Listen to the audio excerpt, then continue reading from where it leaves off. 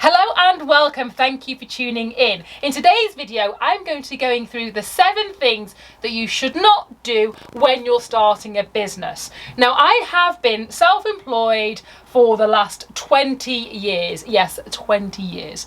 So I have seen a lot of these mistakes and made a lot of these mistakes firsthand. So I am here to make sure you don't make the same mistakes that I did. I wish somebody had done a video like this when I was first starting out.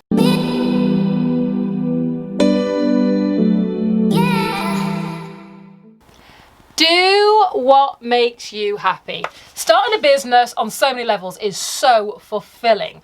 But also starting a business can be so stressful, and it will be time consuming, and it will take everything out of you.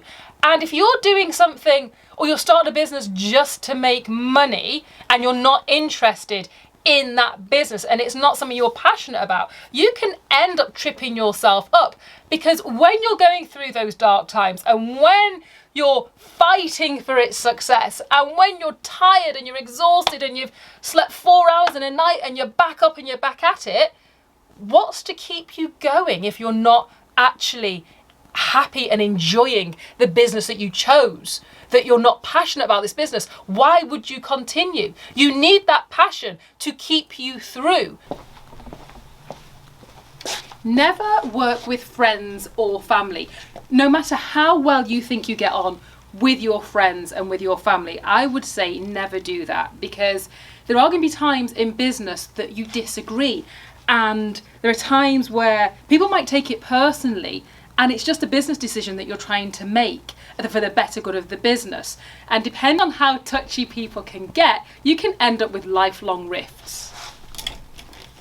Don't get hung up on your business plan. By all means, make one, because they are important, because they give you a lot of guidance, and you can keep revisiting it to see where you wanted to be and what your plan of attack actually was. Because believe it or not, with a business, sometimes we deviate from the plan, so it's good to have that business plan to get us back on track. However, do not get too hung up on the numbers that you put on your business plan, because until you start that business, you don't actually know how successful it is going to be. And also, don't spend so much time, years and years and years, trying to develop the perfect business plan and never actually get started with your business, because you don't want to use that as the excuse as to why you don't start a successful business.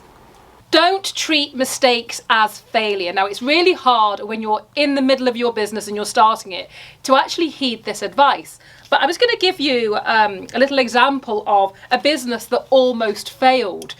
You might have heard of it. It's a little business called Apple. Now, in 1997, they were on the verge of bankruptcy, and they made a lot of maybe errors that they shouldn't have done, and they probably beat themselves up about it. But can you imagine if they'd beaten themselves up so much that they'd actually ceased trading? No, they worked through it, and they took the experience as a learning opportunity, which you should also do. There is no perfect business out there. And, you know, when you see people saying, well, you know, I did it first go and it was perfect and it was all rosy. Well, I'm telling you, it wasn't. There are going to be invariably some hiccups and some mistakes along the way, and don't beat yourself up about them, because you're human. We all make mistakes. It's how we learn from them that really matters when it comes to your business. Don't spend money. And what I mean by that is, don't spend money on yourself. Your business has got a little bit of profit coming in, and then all of a sudden you're a 50-cent millionaire. You're going out buying Lamborghinis, you're flying first class everywhere, you're going out for these extravagant meals, but you're not putting anything back into the business. Now, to have a really successful business, you want to be always reinvesting in the business.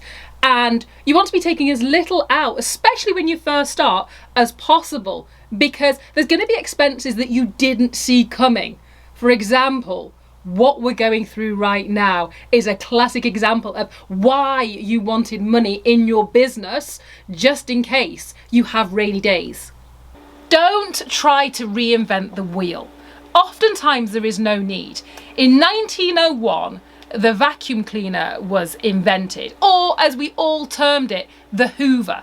And then an inventor called James Dyson came and he revolutionized the vacuum cleaner. He made improvements to it to make it a better product. The same as Microsoft and Apple. You know, they're both computers, but one, or arguably both, have held themselves and each other accountable to actually improve the quality. And that's what you can do too. You can look for business ideas that are not trying to reinvent the wheel, but you're just making improvements to products that are already out there and on the market. Don't stop believing in yourself. I am a massive believer that you reap what you sow. And I also believe that with your mindset, if you put out there that everything is going to go wrong and it's all negative and it's all bad, guess what? You will get that back. And I think part of the reason you get that back is because of your mindset. And you don't want to create that negativity because there's so much that will be going on, so much excitement and so much stress that will be going on, that you want to always have the I can do this, I believe in myself. Because there'll also be a lot of people doubting you, friends and family. And you don't want to take on their energy or take on their beliefs. Have your own beliefs and believe in yourself. You've made the biggest step, which is wanting and starting your own business. So congratulations and good luck. I hope it goes well for you. If you enjoyed this video, please like and subscribe. Until next time, thank you for watching and goodbye.